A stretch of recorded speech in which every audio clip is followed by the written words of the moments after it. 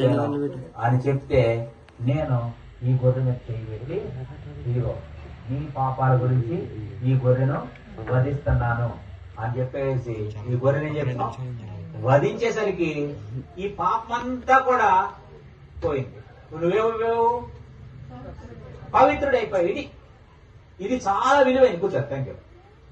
ఇది ఎంత విలువైంది అంటే ప్రతి సంవత్సరము కూడా ప్రతి వాళ్ళు కూడా ఈ గొర్రెను వధించాలి, లేకపోతే మేకను వధించాలి, వాళ్ళ యొక్క స్థితిగతులను బట్టి పక్షులు వధించాలి. మర్చిపోకూడదు.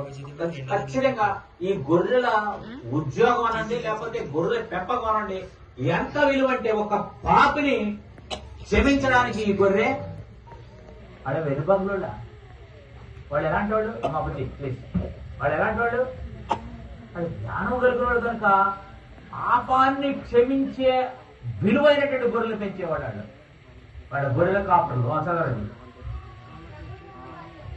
ప్రభువుతో మరి గొర్రెల కాపులు